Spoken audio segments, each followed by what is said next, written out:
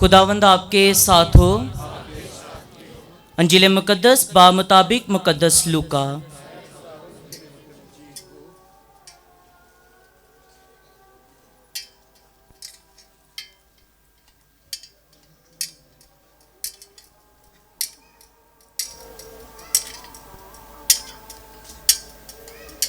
उसके पहले बाब में से। और मरियम ने कहा, मेरी जान खुदावंद की बड़ाई करती है और मेरी रूह मेरे निजात देने वाले खुदा से खुश हुई, क्योंकि उसने अपनी बंदी की पस्त हाली पर नजर की। इसलिए देख, अब से लेकर हर जमाने के लोग मुझे मुबारक कहेंगे, क्योंकि अल कादिर ने मेरे लिए बड़े बड़े काम किए हैं और उसका नाम कदूस है। और उसकी रहमत उन पर जो उससे डरते हैं पुश्त दर पुश्त रहती है। उसने अपने बाजू से जोर दिखाया और उन्हें जो दिल के क्यास से मगरूर हैं परागंदा कर दिया। उसने कुदरत वालों को तख्त से गिरा दिया और पस्त हालों को बुलंद किया। उसने भूखों को अच्छी चीज़ों से सैर कर दिया और दौलतमंदों को खाली हाथ लौटा दिया। उसने अपने बंदे इसराइल की दस्तगीरी की, ताकि उस रहमत को याद फरमाए जो इब्राहीम और उसकी नस्ल पर अब तक रहेगी, जैसा उसने हमारे बाप दादा से कह दिया था। और मरियम 3 महीने के करीब उसके साथ रही और अपने घर को लौट गई।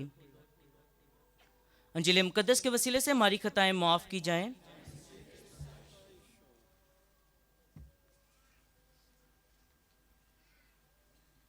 सबसे पहले कलाम शुरू करने से पहले मैं शुक्रिया के अल्फाज कहना चाहता हूँ। आज जब हम यहाँ हमने अपना सफ़र शुरू किया तो मैंने अपने भाई विलियम, जो कि ड्राइवर इधर तक लेकर आए मुझे, मैंने पूछा कभी जाम के चीमा गए हैं? उन्होंने कहा नहीं, पहली दफ़ा। मैंने बोला मेरी भी पहली दफ़ा है। बस गूगल मैप जिंदाबाद, उसने हमें यहाँ तक पहुँचाया बड़ी आसानी से। लेकिन जब मैं निकल रहा था तो मुझे याद आया मेरी वाईफाई डिवाइस 15 तारीख है, वो उस सब्सक्रिप्शन ख़त्म हो गई पे मुझे रिन्यू करनी थी। मैंने ऑफिस को फ़ोन किया, मैंने अपने सेक्रेटरी से कहा भाई जल्दी करो, वाईफाई डिवाइस के बगैर तो मैं यहाँ पे नहीं पहुँचूँगा। 10-15 मिनट में उसने रिचार्ज कर दिया और बड़ी आसानी से हम यहाँ पर आए। सबसे पहले मैं आपका तहे दिल से शुक्रिया कहना चाहता हूँ, जिन्होंने आज बड़ी तादाद में आके ना सिर्फ हमें वेलकम किया बल्कि इसके साथ साथ खूबसूरत तरह से फूलों के ज़रिए से, मुख्तलिफ़ फायर वर्क्स के ज़रिए से हमें वेलकम किया। ये इस बात की गवाही है कि मुक़द्दसा माँ के नाते से आप कितनी अकीदत रखते हैं। हर जगह, हर लाहौर में छोड़े कराची में भी रिवाज ऐसी बन गई है कि अक्टूबर के महीने में बड़ी बड़ी तादाद, बड़े बड़े मजलिस, बड़े बड़ी इबादतें होती हैं जहाँ पे लोग बहुत तादाद में आते हैं मुक़द्दसा माह की इस इबादत में शामिल होने के लिए। और मैं आज आपको बहुत बहुत मुबारकबाद देना चाहता हूँ, क्योंकि ये ईमान की गवाही है। बहुत साल पहले रंगपुर में, मैं मुल्तान में था, रंगपुर में सैलाब आया जिस तरह इस साल भी रंगपुर पूरा सैलाब से भरा पानी से। और मुझे याद है कि जब मैं पहली दफ़ा मुल्तान में पहुंचा, सैलाब रंगपुर की तरफ आया और इसी तरह का महीना था। और फादर जी ने फिर फैसला किया कि लोगों को बुलाकर कहे कि इस साल हम ज़ियारत नहीं करेंगे, बहुत पानी, लोगों का बड़ा नुकसान हुआ। तो उसने फिर लोगों को जमा करके उसने कहा कि देखो, लोगों का बड़ा नुकसान हुआ है, इस साल हम ज़ियारत नहीं करेंगे। ज़्यादातर लोग ने कहा हाँ फादर जी बड़ी नुकसान हुई है, बेहतर है कि इस साल हम ना करें। पर एक बुज़ुर्ग खड़ा हुआ और उसने फादर से मुखातिब होकर कहा, फादर जी सैलाब तो आता रहता है पर मुक़द्दसा माँ की ज़ियारत हम नहीं छोड़ेंगे।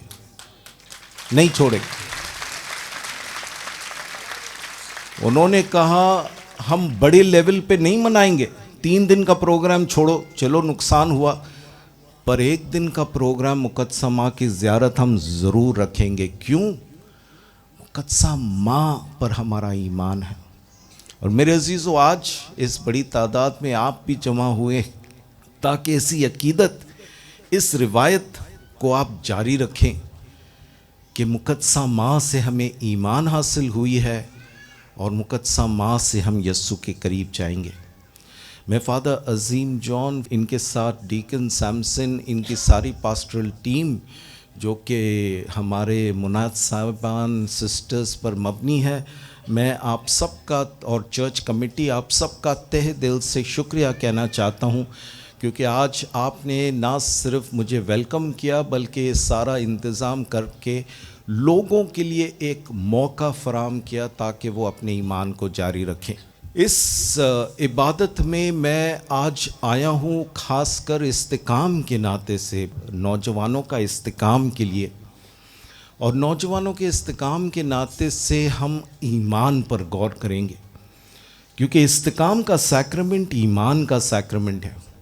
और आज मैं थोड़ी सी बातें ईमान के नाते से और ख़ासकर मुकद्दसा माँ के ईमान के नाते से आपके साथ थोड़ी सी बात करूँगा। क्योंकि मेरे अजीज़ों, अगर ज़ियारत पर हम आए हैं तो हमें मुकद्दसा माँ के ईमान पर गौर करना है ताकि हम जान सके किस तरह उसका ईमान हमारे ईमान को तक़वियत देती है। तो शुरू करते हैं ईमान के नाते से।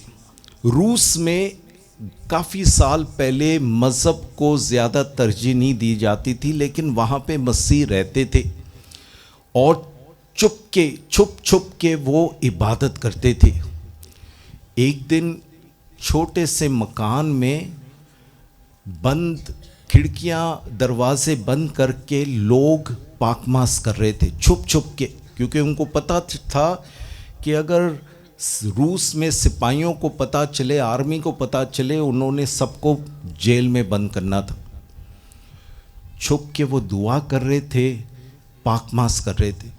अचानक उस मकान का दरवाज़ा खुला और एक सिपाही बंदूक के साथ अंदर आया। उसने 2-3 फायरिंग की और कहा, जो भी यस्सु को मानते नहीं इस वक्त भागो, क्योंकि मैं सबको कत्ल करने लगा हूं। कुछ लोग जो पीछे थे वो भाग गए। दोबारा उसने ऐलान किया, जो भी यस्सु पर ईमान नहीं रखते हैं जाओ, बाकी सबको मैं कत्ल करूंगा। लेकिन दूसरे सारे बैठे रहे और फिर उसने कहा, दरवाज़ा बंद करो। डर के मारे दरवाज़ा बंद किया क्या, और सब लोग जो चर्च में थे उन्होंने महसूस किया ये हमारा आखिरी दिन है। पर क्या हुआ, उस सिपाही ने अपना बंदूक अलतार के सामने रखा और फादर से मुखातिब होकर कहा, फादर जी पाकमास जारी रखो। मैं उन लोगों को जो जाके इत्तला देते हैं, जो स्पाइज़ हैं, मैंने उनको निकाल दिया है। अभी हम आराम से इबादत कर सकते हैं।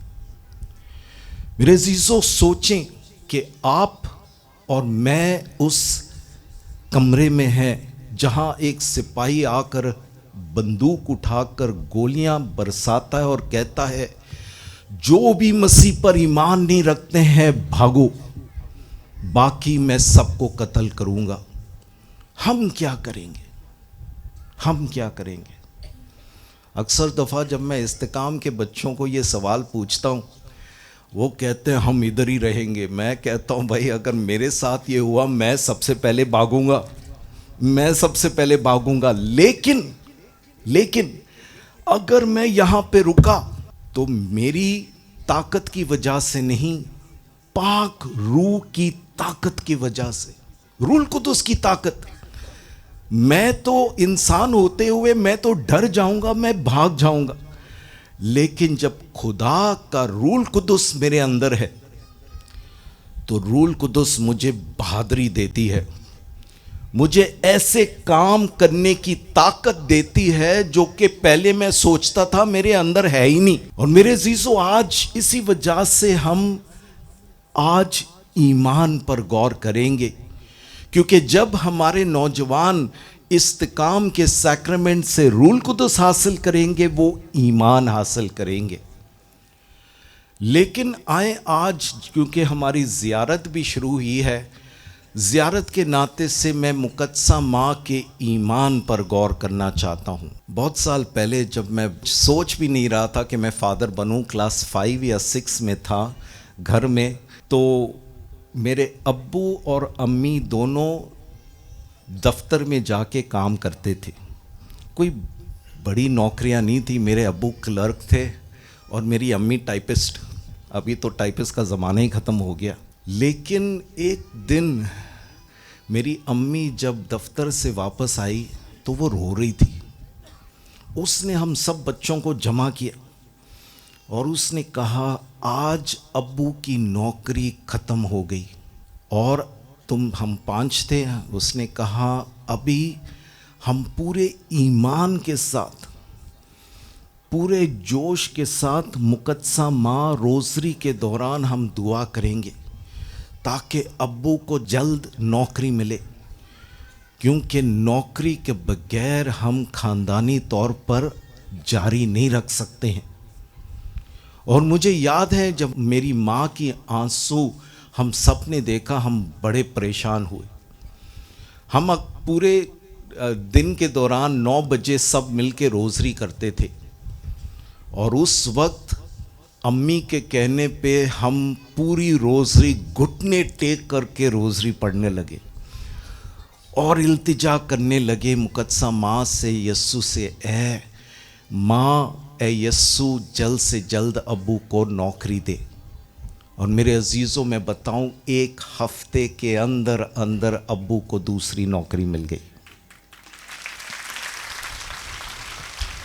उस वक्त मैं बच्चा था, सोचता नहीं था कि मैं काहिन बनूंगा। बच्चा था, क्लास 5 क्लास 6 में। लेकिन इस तजुर्बे ने मेरे ईमान को इतना मजबूत बनाया कि मैं बस रोज़री पढ़ूं और मुक़द्दसा माँ से इल्तिजा करूं, सब कुछ हो जाएगा, मौजज़ा हो जाएगा। मौजज़ा करती है मुक़द्दसा माँ, मौजज़ा करती है। मेरे अज़ीज़ों, ईमान आज हम गौर करेंगे कि मुक़द्दसा माँ हमें तो ईमान देती है, लेकिन मुक़द्दसा माँ का ईमान कैसा था? सबसे पहले नुक्ता जिस पर हम बात करेंगे मुक़द्दसा माँ के ईमान के नाते से, वो है अंधा ईमान। अंग्रेज़ी में ये थोड़ा सा अच्छा सुनने में थोड़ा सा अच्छा लगता है, ब्लाइंड फेथ। ब्लाइंड फेथ, अंधा ईमान। इसका मतलब क्या है? एक बाप नाश्ते खरीदने के लिए वो दुकान पे गया मक्खन और रोटी लाने, ब्रेड डबल रोटी लाने के लिए, कि किसी ने उसको कहा, भाई तेरा घर जल रहा है, जल्दी भागो, अपने बच्चों को बचाओ। वो भागा घर की तरफ और देखा कि वाकई में पूरा मकान जल रहा था। बड़ी अंदर से मुश्किल से उसने अपने 2 बच्चे बाहर तो निकाले, लेकिन तीसरा मिल नहीं रहा था। जोर से उसका नाम चीखने लगा, बेटा बेटा कहाँ हो? लेकिन घर जलता गया, जलता गया। अचानक छत से, टेरेस से बेटे की आवाज आई, अब्बू मैं ऊपर टेरेस पे हूं, अब्बू मुझे बचाओ। अब्बू ने घर के अंदर की तरफ से देखा कि सीढ़ियां सारी जल गई थी। अब कोई रास्ता नहीं कि बच्चा सीढ़ियों से नीचे आए, उसको छलांग मारना था। तो उसने बेटे से कहा, बेटा छलांग मारो। लेकिन धुआं इतनी ज्यादा थी कि बेटा ने कहा, अब्बू मुझे कुछ नजर नहीं आ रहा, मैं कहां पे छलांग मारूं? बाप ने कहा, बेटा तुम्हें कुछ नजर नहीं आया, कोई मसला नहीं, मैं तुम्हें देख सकता हूं, छलांग मारो। और वो बेटा कुछ नजर नहीं आया, बस बाप के कहने पे उसने छलांग मारी। और वो जब गिरा, अपने बाप के हिफाजत वाली हाथों में गिरकर वो बच गया। मेरे अजीजों, इस कहानी का क्या मतलब है कि अक्सर दफा हम भी उस बच्चे की तरह हर जगह धुआं धुआं नजर आती है, कुछ सामने नजर नहीं आता, पर खुदावन कहता है छलांग मारो। और अगर हमारा ईमान उस बच्चे की तरह है जो बाप पर पूरा भरोसा रखते हैं तो हम छलांग मारेंगे। मेरे अजीजों, मुकद्दसा मां को देखो, जब फरिश्ता जब्राइल ने आकर उसको कहा कि मैं पैगाम लेकर आया हूं कि तू खुदा की मां बनने के लिए चुनी गई। याद रखो, मुकद्दसा मां उस वक्त औरत नहीं। हमारे बाइबल के स्कॉलर्स कहते हैं मुकद्दसा मां की उम्र 12 से 15 साल की होगी, बच्ची थी। और फरिश्ता जब्राइल ने उसको कहा तू चुनी गई है खुदा की मां बनने के लिए। वो घबरा गई। कलाम में भी लिखा है वो घबरा गई। ये किस तरह हो सकता है जब मैंने किसी आदमी से मिला नहीं। उस वक्त मुकद्दसा मां को भी सामने से कुछ नजर नहीं आ रहा था, धुआं। ये कैसा हो सकता है? फरिश्ता जब्राइल ने उसको कुछ समझाने की कोशिश की कि तू रूल कुदुस से हामला होगी और तुम्हें एक बच्चा मिलेगा, और देख तेरी कजन एलिज़ाबेथ बुढ़ापे में वो भी हामला है। फिर आखिरकार मुकद्दसा मां से पूछा गया, क्या तू खुदा की मां बनेगी? उस वक्त भी सामने से कुछ रास्ता नजर नहीं आ रहा था। उसने बस ईमान से छलांग मारी और क्या कहा, देख मैं खुदा की बंदी हूं, मेरे लिए तेरे कॉल के माफिक।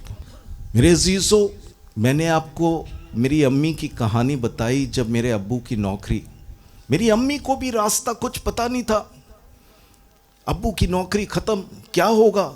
5 बच्चे हैं, 2 मियाँ बीवी, हमारी जिंदगी, हमारा खानदान, हमारी बच्चों की फीस, खाना पीना कैसा चलेगा? कुछ नजर नहीं आता। बस मेरी अम्मी ने कहा रोजरी पढ़ेंगे। और हमें भी याद रखने की जरूरत है, मुकद्दसा मां में सिखाती है, जब हम जिंदगी में अपने सामने बस धुआं नजर आ जाती है, सामने से कुछ नजर नहीं आता, बस यस्सु पर मुकम्मल भरोसा रखें। और जिस तरह मां ने कहा, देख मैं खुदा की बंदी हूं, मेरे लिए तेरे कॉल के मुआफिक हो, हम भी कह सकते खुदा जो तेरी मर्जी है मैं पूरा करूंगी। सबसे पहले हमने गौर किया मुकद्दसा मां का ईमान वो है अंधा ईमान, ब्लाइंड फेथ। दूसरा कि उसका ईमान सलीब की तरफ जाती है। मुकद्दसा मां का ईमान सलीब, हर रोज अपनी सलीब उठाकर यस्सु के पीछे जाना है।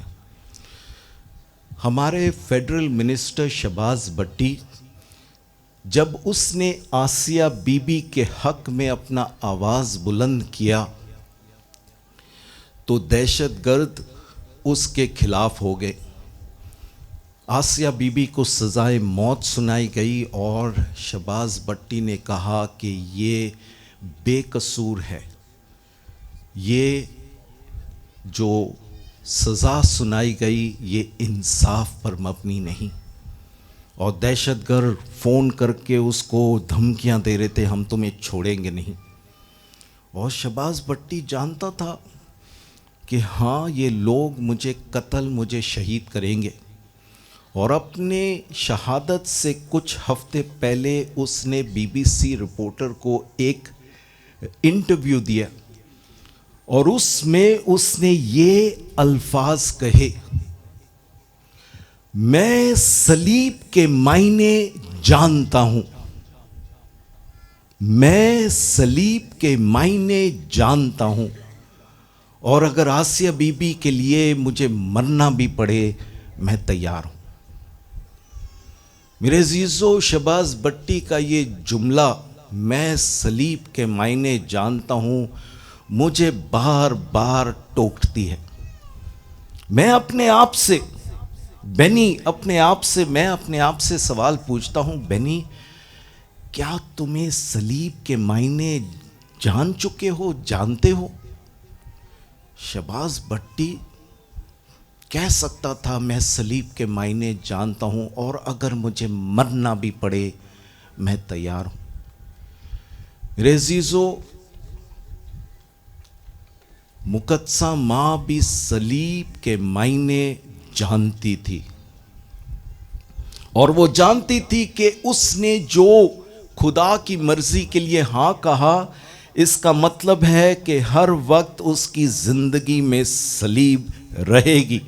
याद करो, जब उसने नन्हा बच्चा यस्सु को हैकल में लेके गई और शमौन नबी आया, शमौन नबी ने पहले बच्चे की तारीफ की और फिर उसकी तरफ देखकर कहा, और मरियम, तेरे अंदर से, तेरे दिल के अंदर से एक तलवार गुजर जाएगी।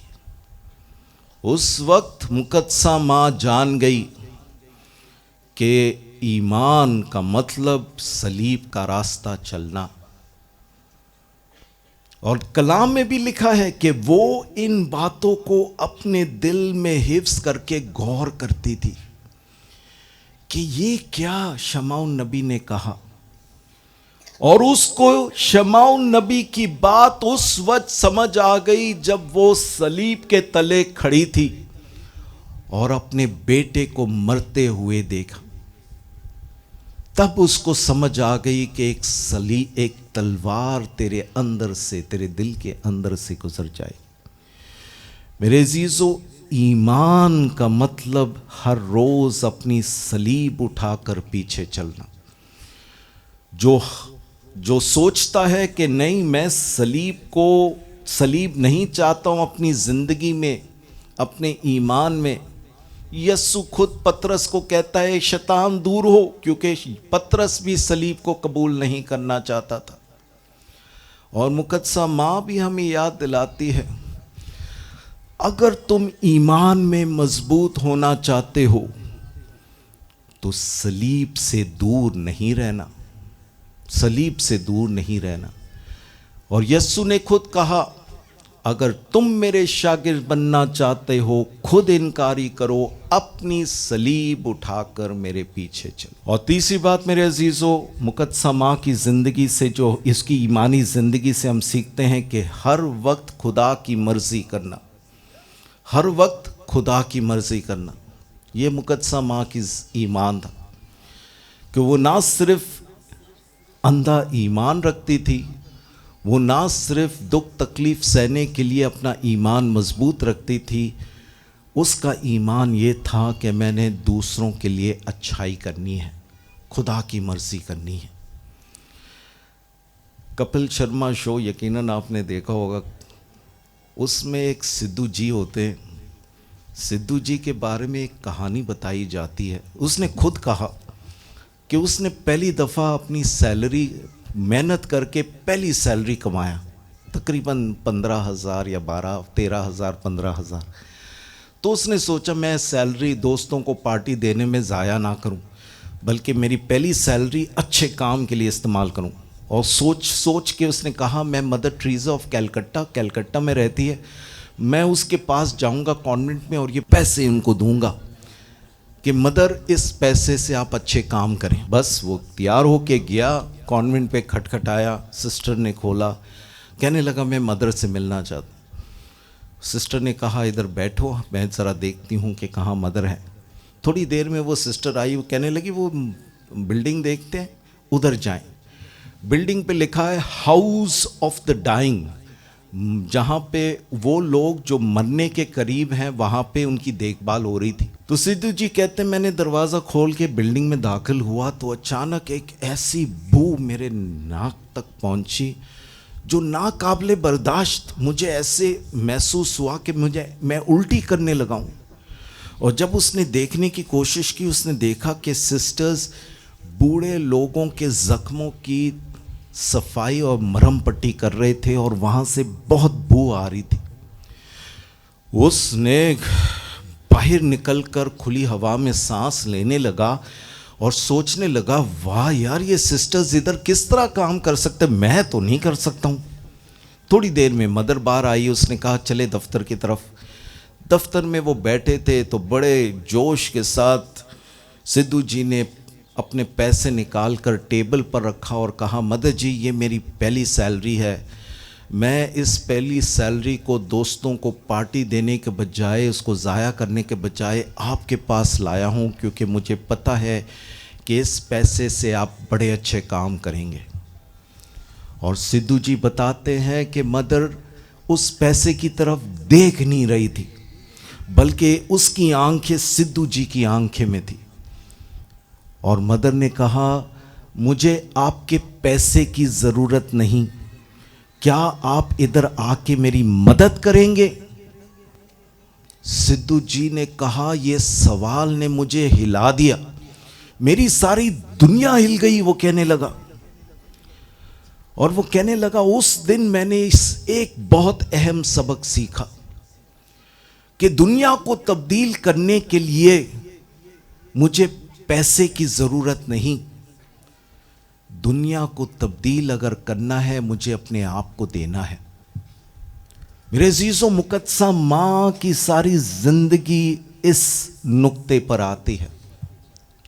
वो जानती थी कि मुझे अपने आप को देना है, तब ही सारी दुनिया निजात हासिल करेगी। और मेरा सबसे कीमती तोहफा, मेरा प्यारा बेटा, मुझे अपने पास रखने के बजाय दुनिया के हवाले करनी है। और माँ ये करने के लिए तैयार थी, सब कुछ देने के लिए तैयार। क्यों? क्योंकि ये खुदा की मर्जी। ये इसका ईमान, मुकद्दसा माँ का ईमान ये था कि मेरी सारी ज़िंदगी दूसरों के लिए है। मेरे अज़ीज़ लोग जो आज ज़ियारत पर आए हैं, और ख़ासकर मेरे अज़ीज़ नौजवान जो आज इस्तेकाम हासिल करेंगे, इस औरत के ईमान पर ज़रा गौर करें, जो ना सिर्फ अंधा ईमान पर मबनी है, बल्कि हर रोज़ सलीब अपनी ज़िंदगी में उठा के अपने बेटे के पीछे चलने के लिए तैयार, और उससे बढ़कर हर वक्त दूसरों के लिए अच्छाई करना। आए आज इस ज़ियारत के दिन में मुकद्दसा माँ के ईमान पर गौर करते हुए हम भी फ़ैसला करें कि हम मुकद्दसा माँ की तरह ईमान रखें कि जब हमारी ज़िंदगी में धुआं और हमें कुछ नज़र नहीं आए, हम इधर उधर भागने के बजाय मुकद्दसा माँ की तरह खुदावंद पर पुख्ता ईमान रखें। हम अपनी ज़िंदगी में ऐश व इशरत, दौलत के पीछे भागने के बजाय सलीब उठाने के लिए हमेशा तैयार रहें, और उससे बढ़कर हम हर वक्त दूसरों के लिए अच्छाई करने के लिए तैयार रहें। खुदावंद हमें ऐसे करने की तौफीक अता फरमाए, मसीह खुदावंद के वसीले से, आमीन।